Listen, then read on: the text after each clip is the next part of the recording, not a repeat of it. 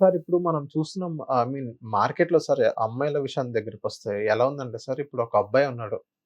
ఆఫీస్‌లో గాని వేరే ఏదైనా ఒక పర్పస్ ఒక అమ్మాయికి కావాలి. అమ్మాయికి ఒక హెల్ప్ కావాలంటే నువ్వు నాతో ఫిజికల్ రిలేషన్‌షిప్‌లో ఒక మూవ్ అయితేనే నీకు ఆ పని చేసి పెడతానంటూ మారిపోయారు. అప్పుడు మెజారిటీ కొంతమంది 1, 2% వాళ్ళైతే ఉన్నారు. సో, నేను వాళ్ళ గురించి మాట్లాడతాను.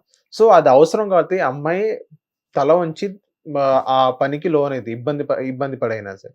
సో, నేను అమ్మాయి గురించి నెక్స్ట్ ఆ పని అవుతదా అంటే 100% అవ్వదు. వాడు కావాలని అమ్మాయిని శారీరకంగా వాడుకొని వదిలేద్దాం అనేది ఆ థాట్. సో, నెక్స్ట్ ఆ అమ్మాయి ఏమో పోలీస్ కంప్లెయింట్ ఇచ్చిద్ది. 69 ప్రకారంగా కేస్ అనేది ఫైల్ అయ్యిద్ది. సో, మా క్వెషన్ ఏంటంటే సార్ ఐపీసీ సెక్షన్ ఎప్పుడు అమలైద్ది? అండ్ 16 చట్టం అనేది ఎప్పుడు అమలయ్యే అవకాశాలు ఉన్నాయంటారు? గ్రేట్ క్వెషన్ అండి. చాలా మంది ఉద్యోగస్తులు మాత్రమే కాదు, బయట కూడా ఎవరైనా సరే ఒక వ్యక్తి ఒక అమ్మాయిని ప్రేమించి ఓకే.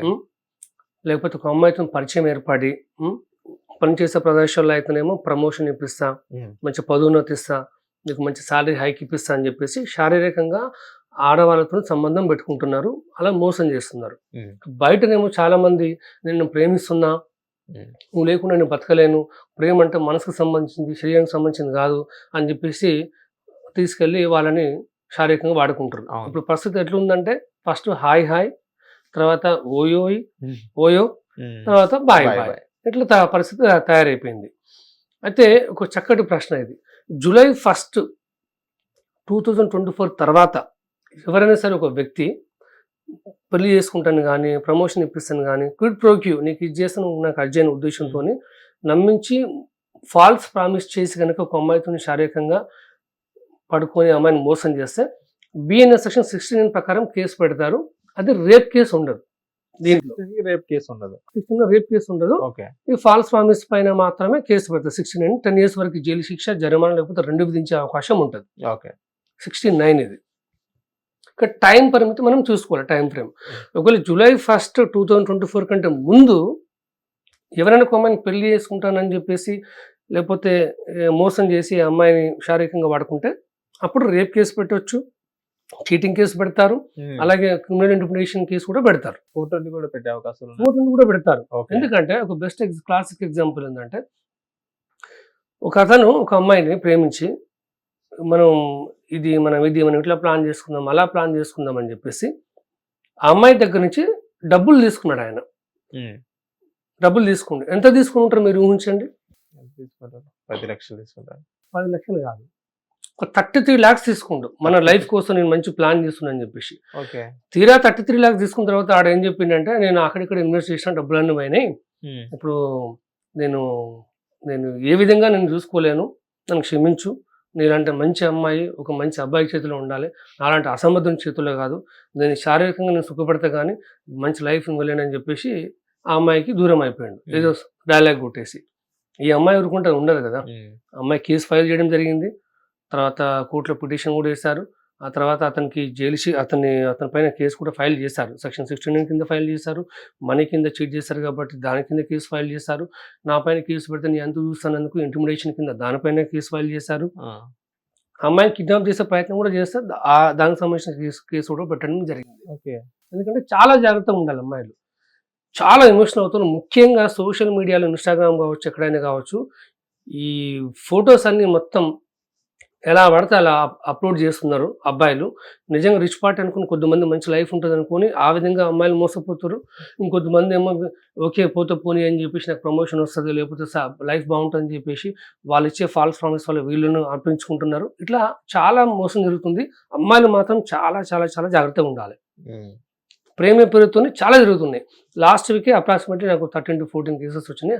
అందరూ ఇదే, సార్ నన్ను ప్రేమించండి ఇప్పుడు పెళ్లి చేసుకుని అంటుండు. ఎందుకు పెళ్లి చేసుకోని అడిగితే ప్రేమలో ఉన్నప్పుడు వాడికి కులం గుర్తుకు రాలేదు, ప్రేమలో ఉన్నప్పుడు మతం గుర్తుకు రాలేదు, ప్రేమలో ఉన్నప్పుడు సోషల్ స్టేటస్ గుర్తుకు రాలేదు, ప్రేమలో ఉన్నప్పుడు వాళ్ళ అమ్మ గుర్తుకు రాలేదు, నాన్న గుర్తుకు రాలేదు, ఫారెన్లో ఉన్న అన్న గుర్తుకు రాలేదు, అప్పుడు ఈవెన్ లాడ్జ్ తీసుకెళ్ళినప్పుడు ఓయో రూమ్కి వెళ్ళి ఎంజాయ్ చేసినప్పుడు గుర్తుకు రాలేదు. నన్ను పెళ్లి చేసుకున్నప్పుడు మాత్రం ఇవన్నీ గుర్తొస్తున్నాయి సార్ వాడికి, ఇప్పుడు చేసుకోని అంటున్నారు, ఏం చేయాలి సార్ అని అడుగుతున్నారు ప్రశ్న. ఇది చాలా పెద్ద ప్రాబ్లం అయిపోయింది. ముఖ్యమైన విషయం ఏంటంటే మైనర్ అమ్మాయిని చాలా ట్రాప్ చేసి చేస్తున్నారు. మైనర్ అమ్మాయిని కూడా 18 years కంటే తక్కువ ఉన్న విషయం ఏంటంటే అబ్బాయిలు కూడా మోసం చేస్తున్నారు. శారీరకంగా వాడుకొని. ఓకే. ఇప్పుడు అదొక పెద్ద ట్రెండ్ అయిపోయింది ఇన్‌స్టాగ్రామ్‌లో. అవును. అబ్బాయిల్ని మోసం చేస్తున్నారు. అది పోక్సో యాక్ట్ కింద కేస్ అవుతుంది. వాళ్ళపైన ఓకే. చాలా పెద్ద 20 ఇయర్స్ వరకు జైలు శిక్ష ఉంటది. వావ్! అబ్బాయిలని గాని, అమ్మాయిలని గాని ప్రేమ పేరుతో మోసం చేస్తే. జస్ట్ నిన్ననే ప్రిలిమినరీ కోర్టు కూడా ఒకతనికి యావజ్జీవ కఠిన కారాగార శిక్ష విధించింది. ఒక అమ్మాయిని, మైనర్ అమ్మాయిని ప్రేమిస్తుందని చెప్పేసి తీసుకెళ్ళి నిర్బంధించి అమ్మాయి పైన అత్యాచారానికి పాల్పడడం జరిగింది. ఓకే. ఇక్కడ నగ్న సత్యం ఏందంటే ఆ అమ్మాయి ఇష్టంతోనే పోయింది అతనితోని. హ్మ్. ఇష్టంతోనే వాళ్ళు అన్నీ చేసుకున్నారు. అర్థమైందా? కానీ కుటుంబ సభ్యులు ఊరుకోరు కదా! అవును. ఆ అమ్మాయి మైనర్ అమ్మాయి కదా! మైనర్ అమ్మాయి ఇష్టంతోనైనా సరే ఎవరైనా మైనర్ అమ్మాయితోని ఫిజికల్‌గా కాంటాక్ట్ అవుతే, ఫిజికల్ ఇంటర్‌కోర్స్ చేస్తే అది రేప్ కిందకే వస్తది. రేప్ కిందే వస్తది. వస్తది అంతే. ఓకే. లేదు అమ్మాయి చూడడానికి మేజర్ లెవెల్‌లో ఉంటారు. ఈ మధ్యన 10th క్లాస్ అమ్మాయిలే డిగ్రీ అమ్మాయిలాగా కనిపిస్తారు. వాళ్ళ ఫిజిక్ అవును. అట్లా ఉంటది. అవును. అమ్మాయి ఓకే చెప్పిందనుకో, నాకు ఆ అమ్మాయి ఏజ్ తెలీదు. ఆ అమ్మాయి ఓకే అంటే నేను చేసినట్టు కుదరదు. అవును. సర్టిఫికేట్ ప్రకారం అమ్మాయి మైనర్. ఆ మైనర్‌కి ఇష్టం ఉండినా సరే మైనర్ అమ్మాయి ఒకటి కాల్ చేసి నేను ఒక్కదాన్నే ఉన్న ఇంట్లో ఉన్నా, మమ్మీ డాడీ బయటికెళ్ళిర్రు, రా ఎంజాయ్ చేద్దాం అని చెప్పేసి అంటే ఎవడన్నా పోయిండనుకో, పట్టుకుర్రనుకో వాడిని రేప్ కిందే. 20 రిగ్రెస్ ఇంప్రిజన్మెంట్ ఉంటది. 20 ఇయర్స్ జైలు శిక్ష ఉంటది. లోపల కూర్చోవాల్సి వస్తది ఆడు. ఓకే. సార్ ఇప్పుడు చట్టం దృష్టిలో మైనర్ అంటే 18 ఇయర్స్ లోపేనా సార్ ఇప్పుడు? ఏదైనా మారిందా సార్? 18 ఇయర్స్ కంటే తక్కువ ఉన్న వాళ్ళు మైనర్ అమ్మాయిలు. 18 ఇయర్స్ తక్కువ ఉన్నా గాని. Protection of children from sexual offences ఈ యాక్ట్ కింద వాళ్ళు మైనర్స్‌గా ఉంటారు. అది ఓకే. అమ్మాయిలు కావచ్చు, అబ్బాయిలు కావచ్చు. ఓకే. ఇన్ని అబ్బాయిలు ఎందుకని మళ్ళీ పదే ఎందుకు చెప్తున్నంటే, అబ్బాయిల్ని కూడా ఈ అపార్ట్మెంట్ కల్చర్ వచ్చిన తర్వాత చాలా మంది వాళ్ళ వర్క్‌లో బిజీగా ఉండి వాళ్ళ పిల్లల్ని పక్కింటి వదిలిపెట్టి పోతురు. హ్మ్.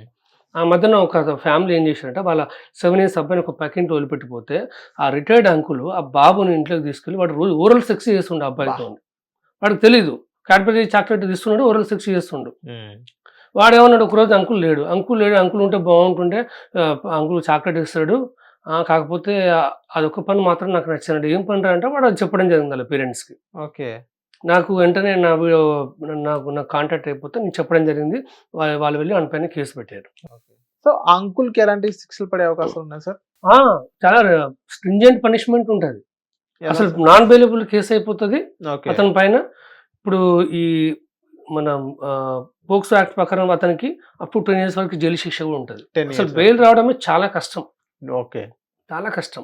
రీజన్ చెప్పాలా? ఈ పోక్సో కేసులో ఏందంటే ఎంత సెన్సిటివ్ అంటే, ఇప్పుడు మేజర్‌లు అయితేనేమో నేరం జరిగినప్పుడు నా పైన ఇతను ఇది చేశాడు, అది చేశాడు మేజర్స్ నిరూపించుకోవాల్సి వస్తది. మేజర్ అమ్మాయిలు గానీ, హ్మ్. ఇంకెవరైనా గానీ. మైనర్‌లు అంటే ఏంటిది? ఈ బర్డెన్ ప్రూఫ్ అనేది ఇతని పైన ఉంటది. హ్మ్. నేనేం చేయలేదని నిరూపించుకోవాల్సిన బాధ్యత ఎవరి పైన ఉంటది? వీడు చేసిన వాడి పైన ఉంటది. అవును. ఇలా తప్పుడు కేసెస్ కూడా చాలా మంది పెట్టిర్రు కూడా. సార్ ఇప్పుడు నా క్వెషన్ ఏంటంటే సార్, ఇప్పుడు అమ్మాయి ఇలా మైనర్ అమ్మాయిని శారీరకంగా కలిస్తే ఇప్పుడు రేప్ కింద వస్తదనన్నారు. సో, పట్టుకుంటే. సో, అమ్మాయి కేస్ పెడితే. సో, సంథింగ్ వీళ్ళిద్దరూ ఒక మైనర్ అమ్మాయి, ఒక మేజర్ అబ్బాయి. సో, వీళ్ళిద్దరూ బయటకి ఒక హోటల్ రూమ్‌లో తీసుకుంటే అప్పుడేమన్నా ఏమన్నా జరిగిందనుకోండి. పోలీసులు పట్టుకున్నారు సార్. పట్టుకున్న తర్వాత ఆ అమ్మాయి మైనర్ అని తెలిసింది.